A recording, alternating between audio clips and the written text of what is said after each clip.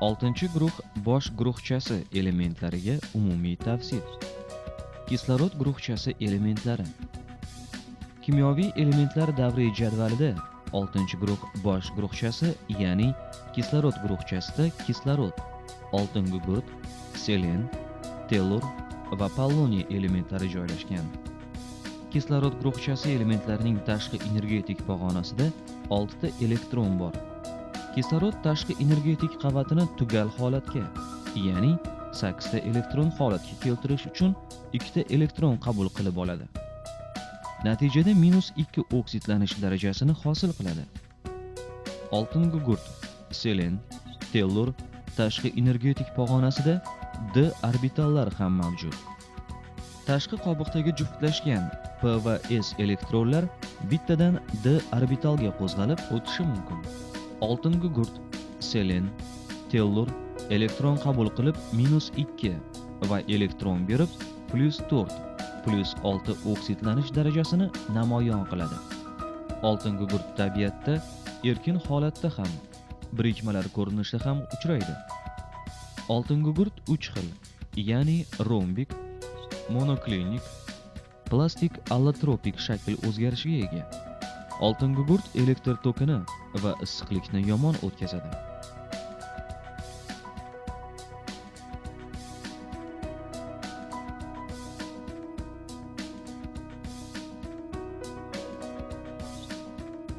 (112,8 gradusda suyuqlanadi.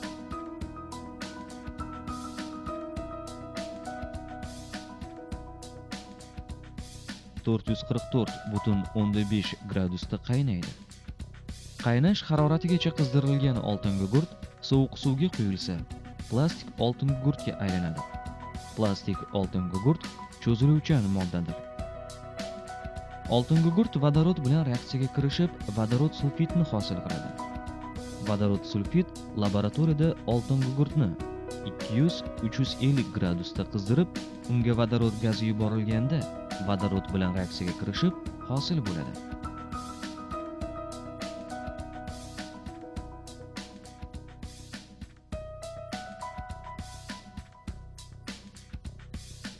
Vodorod sulfit rangsiz o'tkir hidli gaz.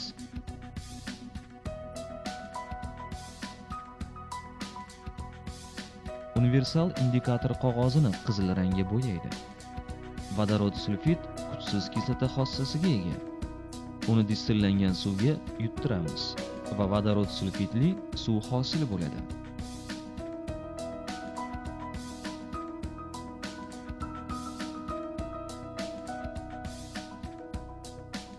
Lakmus yordamida tekshirib ko'ramiz. Kuchsiz kislota xossasini ko'rsatadi. Metallar bilan oltin gugurt reaksiyaga kirishib, sulfitlarni hosil qiladi. Temir bilan oltin gugurt reaksiyasini quyidagicha o'tkazamiz. Temirdan ma'lum miqdorda o'lchab olamiz. Oltin gugurtdan ham xuddi shunday miqdorda o'lchab olamiz va qog'ozda aralashtiramiz. Aralashmani probirkaga solib qizdiramiz.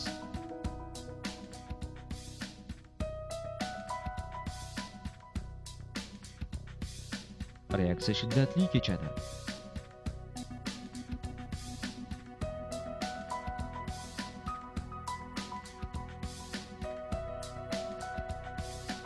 Natijada qattiq temir sulfit hosil bo'lib,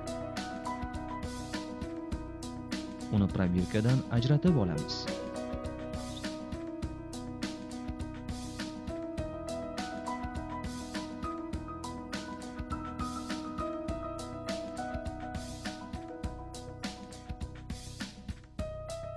Hosil bo'lgan temir bilan oltin gugurt birikmasi, ya'ni temir sulfit moddasi magnitga tortilmaydi. Oltin gugurtning vodorodli birikmalari. Oltin gugurtning vodorodli birikmalarining tuzilishi tasvirdagidek ko'rinishga ega. Oltin gugurtning kislorodli birikmalari. Oltin gugurtning oksidlari. Oltin gugurtning amaliy ahamiyatga ega bo'lgan 2 xil oksidi bor. Oltin gugurt 4 oksid tabiatda vulqon gazlarida va tabiiy ko'mirning yonishidan hosil bo'lgan gazlar tarkibida uchraydi. Oltin gugurt 4 oksid laboratoriyada mis qirindisiga sulfat kislota ta'sir ettirib olinadi. Sulfat kislota. Sulfat kislotaning elektron va tuzilish formulalari quyidagidek ko'rinishga ega. Fizik xossalari. Sulfat kislota rangsiz, hidsiz, og'ir moysimon suyuqlik. 96% konsentratsiyali sulfat kislotaning zichligi 1,84 gram taqsim santimetr kubga teng. U suvda eritilganda juda ko'p issiqlik ajralib chiqadi. Shuning uchun sulfat kislota bilan ishlashda va uni suvda eritishda juda ehtiyot bo'lish kerak. Sulfat kislotasi juda xavfli modda bo'lib, siz konsentrlangan sulfat kislotasining teriga to'kilishidan hosil bo'lgan jarohatini kuzatyapsiz. Vaholanki bu jarohat tezkor tadbirlar ko'rilgandan keyingi holatdir. Kimyoviy xossalari. Nima uchun suvga sulfat kislotasini quyish mumkin emas? Chunki eritmani tayyorlaganda eritma o'zidan ko'p miqdorda issiqlik ajratadi va qizib ketadi. Hozir biz kuzatayotgan jarayonda suvga idish devori bo'ylab asta-sekinlikda oz miqdorda konsentrlangan sulfat kislotasi qo'shganimizda harorat 90 gradusga ko'tariladi. Tasavvur qilingki, qoidani buzsak, ya'ni kislotaga suvni qo'shsak, eritma darhol qaynash haroratigacha qizib ketadi. Kislota sachrab ketishi mumkin.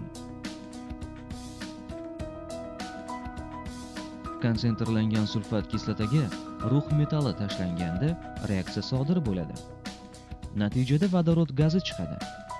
Konsentrlangan sulfat kislota juda kuchli oksidlovchi bo'lgani uchun deyarli barcha metallar bilan reaksiyaga kirishadi. U kumush, oltin, platinaga, konsentratsiyasi 100% ga yaqin bo'lganda temirga ta'sir qilmaydi. Suyultirilgan sulfat kislota oddiy kislotalarga xos xususiyatga ega. Aktiv metallar suyultirilgan sulfat kislotadan vodorodni siqib chiqaradi. Masalan, rux metalli tajribada vodorod gazi ajralayotganini pufakchalar orqali ko'rishimiz mumkin. Mis metallarning aktivlik qatorida vodoroddan keyin turadi. Shu sababli suyultirilgan sulfat kislotasi mis metalga ta'sir qilmaydi. Rux va mis metalli konsentrlangan sulfat kislotada o'zini qanday tutadi? Rux aktiv metal sifatida konsentrlangan sulfat kislotasi bilan ta'sirlashib, sulfit angidrid gazi, oltin gugurt va vodorod sulfid hosil qiladi.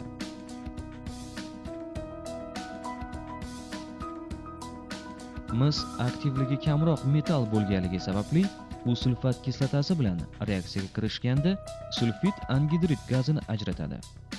Demak, ikkala tajribada ham sulfid angidrid gazi ajralganining guvohi bo'lishimiz mumkin. Suyultirilgan va konsentrlangan sulfat kislotalari turli kimyoviy xossaga ega.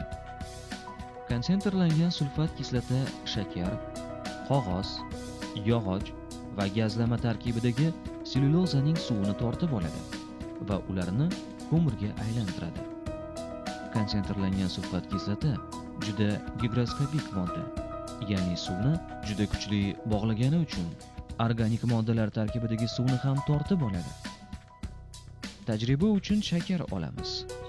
Bu organik birikma saxaroza bo'lib, molekulasi uglerod, vodorod va kislorod atomlarida tashkil topgan qand kukuniga suv qo'shib bo'tqa holiga keltiramiz va ustiga konsentrlangan sulfat kislotasi quyamiz. So'ngra bir maromda aralashtiramiz. Bir necha soniyadan so'ng shiddatli reaksiya sodir bo'ladi. Reaksiya natijasida uglerod va sulfid angidrid gazi hosil bo'ladi. Gazlar aralashmani yuqoriga ko'taradi. Bu kislota suvni tortib oluvchi vosita hisoblanadi. Ya'ni birikmalardan suvni tortib oluvchi modda. Sulfat kislota va sulfatlarni aniqlash uchun bariyning eruvchan tuzini ta'sir ettiramiz. Reaksiya natijasida suvda ham nitrat kislotada ham erimaydigan oq cho'kma tushadi. Bu jarayon sulfat ionini aniqlash uchun sifat reaksiya hisoblanadi. Kimyoviy reaksiya tezligi. Kimyoviy reaksiyalar turlicha tezliklarda sodir bo'ladi. Ayrim reaksiyalar esa bir necha kunda juda sekin sodir bo'ladi. Shunday reaksiyalar borki, ulardan tugallanishi uchun hatto yillar kerak bo'ladi. Masalan, tosh ko'mirning hosil bo'lishi. Kimyoviy reaksiyada ishtirok etayotgan moddalarning konsentratsiyalari vaqt birligi ichida o'zgarishi kimyoviy reaksiyaning tezligi deyiladi. Kimyoviy reaksiya tezligiga ta'sir etuvchi omillar. Kimyoviy reaksiya tezligi reaksiyaga kiritilayotgan moddalar konsentratsiyasiga bog'liq. Oltin gugurt havoda sekin yonadi. Sof kislorodda esa ravshan alanga berib juda tez yonadi. Oltin gugurt toza kislorodda yonganda uning sirtiga kelib urilayotgan kislorod molekulalarining soni havodagiga nisbatan juda ko'p bo'ladi. Chunki havoda kislorod hajm jihatdan 21% ni tashkil qiladi. Ya'ni havoda kislorodning konsentratsiyasi kam. Kimyoviy reaksiya tezligi reaksiyaga kiritilgandagi moddalar tabiatiga bog'liq. Harorat kimyoviy reaksiya tezligiga qanday ta'sir qiladi? Buni tajribada isbotlash uchun ikkita bir xil tajriba, ya'ni sulfat kislotaning rux bilan reaksiyasini amalga oshiramiz. Birinchi idishdagi kislota xona haroratida, ikkinchi idishdagi esa qizdirilgan. Reaksiya jarayonida shu narsa ma'lum bo'ldiki, qizdirilgan kislota bilan rux metali orasidagi reaksiya natijasida ko'p miqdorda vodorod ajralib chiqdi. Bundan ma'lum bo'ldiki, harorat reaksiya tezligiga sezilarli ta'sir ko'rsatadi. Reaksiyaga kirishuvchi moddalar tabiatining reaksiya tezligiga ta'siri. Bir xil sharoitda har xil kislotalar bilan rux metalning reaksiyasini amalga oshiramiz. Bu jarayonni amalga oshirish uchun bizga Landolt idishi kerak bo'ladi. Bir xil konsentratsiyali sulfat kislota hamda sirka kislotalardan bir xil hajmda olamiz. Landolt idishining ikkinchi tarafiga birinchi tarafiga teng miqdordagi rux metal donachasidan solamiz va kislotalardan quyamiz.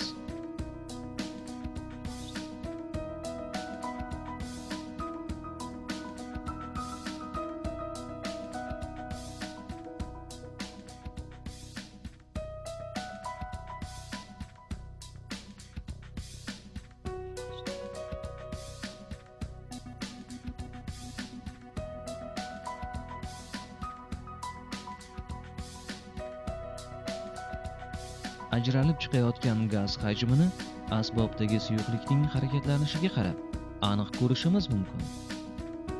Demak, bundan bizga ma'lum bo'ldiki, sulfat kislota bilan rux metali orasidagi reaksiya sezilarli darajada tez amalga oshmoqda. Sulfat kislota sirka kislotadan ancha kuchli kislota. Biz shunga amin bo'ldikki, reaksiyaga kirishuvchi moddalar reaksiya tezligiga sezilarli ta'sir ko'rsatadi. Kimyoviy muvozanat. Kimyoviy reaksiyalar qaytar va qaytmas reaksiyalarga bo'linadi. Qaytmas reaksiyalar faqat reaksiya mahsulotlarining hosil bo'lishi tomoniga boradi. Kimyoviy reaksiyalar quyidagi holatlarda qaytmas bo'lishi mumkin. Hosil bo'lgan mahsulot reaksiya doirasidan chiqib ketsa, ya'ni cho'kmaga tushsa yoki gaz ajralib chiqsa.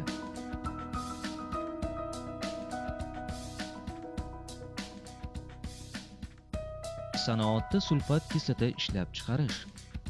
Bu reaksiyalarni amalga oshirish uchun sanoat korxonalarida dastlab temir kolchedani yoki oltin gugurt kolchedani pechda kuydiriladi.